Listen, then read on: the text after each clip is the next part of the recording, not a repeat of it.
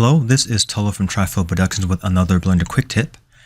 And in this quick tip, I'm going to show you how you can achieve really great looking bump mapping in Blender by using the add-on called True Depth Addon. Let's go to their site and check it out. Let's see what they have to offer. It's called the True Depth Map Generator, and what it does, it generates bump maps in Blender without having to use, or you make a normal map or add geometry to your mesh, which helps your renders render faster. Now, for the individual license is $15, 3 seats $35, 10 seats is $85. I'm using the individual license myself, which is $15 and works pretty well. If we scroll down here, it can be used in Blender 3.1 all the way up to 4.5, and it works apparently in all of Blender's engines: Blender Internal, Cycles, Eevee, and Octane. I'll leave a link of it below the video so you guys can download yourselves and check it out. But once you've downloaded it, and I'm using 4.1 for the tutorial, the installation process is somewhat different. But click on Edit, Preferences, Install. Make sure you're in the Install option of Blender. Navigate to that zip folder, click on the zip folder, and click on Install Add-on. Let me type in depth here, D-E-P-T-H, and there it is. Now, I'm going to minimize this, and the add-on is on this side of the toolbar right here. You can use CPU or GPU. I'm using GPU myself when you have a strong enough graphics card. Let's delete this cube here. Delete this. Now, the add-on comes with the small model size already installed in it, and when you click on the drop down arrow, it has the base and the large. I've already installed these two. These are two different separate installations, because on your end, when you first open the add-on, you click on base or large. You click on that, will pop up is a link to the GitHub site where you can download the base model and the large model. That's just how the developer created it. And he says that the large option is the best one to use in terms of having the best results, which I've seen myself. But click on download add-on. Once you've downloaded it, you have to find out where you want it to be installed on your computer. Install it in any drive you want, external or internal. But in order for the add-on to use that new downloaded large model file, you have to go to the installation area again. Let's expand this, and then you click on Open Checkpoint Folder. It's going to open up the folder that the True Depth Map uses. You drag that newly downloaded large model file into this folder. I've already drug these two in there, so now it's ready to use the large model map, so to speak, in the add-on. It's a different kind of installation, but that's just how the developer made it. I've set up 2 pictures, and when it comes to using the add-on, it does a great job of creating depth, but for some images, it really doesn't really portray what's seen in the image. Now I'll show you in a few minutes, but I've already got 2 folders or 2 pictures already ready to be used in the add-on. And the settings you can set up before you install it, it's your choice. You can do a single image. Let me expand this out. Single image, video file, or batch images. You can include the alpha channel, which is the transparent background, so you can have that deleted as soon as the image is imported into your scene. And the color palettes, you can click on that, and there are different choices. This is just how the add-on is portraying how your image is going to look in terms of the depth. The darker colors are the ones that are going to, on the images, are the ones that are going to stand out the most. The lighter colors are going to be the ones that are kind of in the background. But this is just for your own visual, I guess, pleasure, the way you want it to look. I'm going to click on Summer. Then you go here, click on Open. I'm going to navigate to the file that I have, Depth Map Test. I'm going to click on this one, Emma, this book cover. and click on Open Image. Now, once your image has been imported into the add-on, the next thing to do is click on Generate Depth Map. Sometimes it takes a little bit longer, sometimes it doesn't, but depending on how long it takes, I'll stop the video and start it back up again. So click on Generate Depth Map, click on that, give it a few seconds to analyze the image, give us our depth map perception of the image, and then it'll import it into Blender in this area. And it's taking a little bit longer than I thought it would, so I'll stop the video and I'll come back when it's imported into Blender. I'll be back. Oh, okay. I guess it didn't take as long as I thought it would, but this is our depth map here. Now, if you want to view the depth map in a bigger window, just click here, and it gives us, I'm scrolling up on my mouse wheel to zoom in. It gives us the bonnet here, and the hair, and the face, the bow, and everything else, which is how it's going to portray the image in our scene. And once you're satisfied with that, just click on Create Mesh. And there we go. Let me click on View and Frame Selected. Let's pivot this around. And you can see that it's giving us a really nice looking visualization of a flat image. And this will be cool when it comes to probably like gravel on the ground or dirt, or decals on the sides of buildings with pillars and things like that, or tables, ornamental decorations on tables, stone, things of that nature. But I'm going to change my viewport here so we can get a look at it in its color aspect. Let me go up here, turn from EV to cycles, CPU to GPU. The maximum samples 1 to 8, enter. Let me change let's make it a little bit brighter, the world settings a little bit brighter, kind of a bluish color still, a little bit brighter than that. And I'm going to press Shift A on my keyboard and put a light over our image, our model there. I'm going to go to Lights, and I'm going to choose Area. Click on my Move gizmo, left click and drag on the Z-axis to pull it above her. Oh, that stretched it out. Control Z. Let's do that again. Shift A, Light, Area. Okay, Z-axis, pull it up. Okay, there we go. And I'm going to center our image again so we can see what it looks like in color.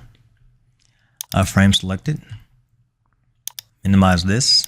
Move this over. And click on that icon that changes to a different render view, which would be cycles. And there we go. Look at that. That's just pretty cool. And if you notice, if I go into edit mode by pressing tab on my keyboard, let me do that right now. It's just a flat, it's not even a cube. It's just a flat plane. That's all it is. And this really safe when it comes to rendering something of this nature in Blender, because we're not adding any more geometry to the model to have it stand out like this. It's just the add-on doing what the add-on does. Now you have some more options here at the bottom. Let's pull this out so we can get a better view of the options here. Levels in the viewport, you can crank this up, give it more detail. You can see it gives us more detail in the scene. Now this is the viewport view of our model, and down here is the render view. So if you want it to be at this level of detail, you'd have to have the top one match the bottom one to give you that result when you finally render your scene out, your image out. And the strength, this gives us the option to not have it be as pushed out, or as pushed out from the base of the background. So if you push this down a little bit, you can see that it's pulling our model in. And this would be good if you were making like maybe even a cake decoration on top. You can have just download an image of whatever you'd want to be on top of your cake and use the add-on, and it gives you this really nice looking three-dimensional image from a two-dimensional image. So that's really nice. Look at the details in the holes of the book. And you can change the placement of your image on the minimum X and Y and maximum X and Y also. If you scroll down here, you can see this gives us the strength of the displacement. Right now it's at 2.5. If you crank it up, you can see it gives us more detail, more strength in the displacement. And here, whenever you see anything having a purple color in Blender, that means that the drivers are being used, but you don't have to, deal with this at all. These are fine. Here, you can delete the geometry at the back. Let's say you don't want this background. You press delete geometry. It deletes the back parts. Let me see, it deletes the back parts. And it has it from the front and the back. If you want that option also, you can do that. And if you scroll down even further, you can smooth out the boundaries also. And it's got all these options to smooth it out, because you can customize it as much as you'd like to. Here, you can add the base or take away the base. If you click on that, it takes away the back. Click on it again, it adds it. And you can also, I think with this, it's up to what you want to do in terms of the, the mount of your image. Because you can uncheck that and it takes off the back parts of the image or your model. You click that back on and it puts it back. So it's got all these different options that you can use to customize the way the model looks. And it does a really good job. It does it quickly and does it effortlessly. And as you can see, it looks nice. But as I said initially at the beginning of the tutorial, some images, it does a good job like this. So whenever you do use the image, it's good to have an image that has, a good amount of contrast in it. And, it's pretty much a straightforward image. I'm going to download another image into the add-on so you can see that with the second image, it doesn't do such a good job. So I'm going to start a new folder, a new file, new, general, don't save. Let's delete the cube again. Delete that. Go back to our add-on, True Depth. And I'm going to go to keep all the settings the same. I guess we can do another color palette. Let's go to Ocean and click on Open. And I'm going to go back to that folder and I'm going to click on this one here. Click on that because this image is an image of trees in it. And these little images here are little people. These are people having a picnic. They're by the seasides, having a party. So I'm going to open up this one, open the image, and then click on Generate Depth Map. Let's give it some time. And there it is. That's pretty quick. And it gives us the ocean palette. And we're going to click on Create to Mesh. Now, if we look at it from the front, you can see from the silhouettes that it does a good job of bringing out the trees. But once again, let's look at it in the color aspect of it. Cycles, GPU, 128, enter. Same thing we did before. Let's add a light here, Shift A. Light, area. Click on the move gizmo, left click and drag on the Z axis. And then we're going to change the world color, make it a little bit brighter, sky blue. And then let's see how this looks. Click on that icon. Now you can see that it does a good job with the trees, but with the people, it's just not, it's just not having the people stand out as well. It's almost like it can't kind of differentiate between people and ground. Because right now, the people are still pretty much kind of stuck in the ground. And even if you were to, let's click on that, even if you were to increase the sub levels in the viewport, it doesn't make it look any better.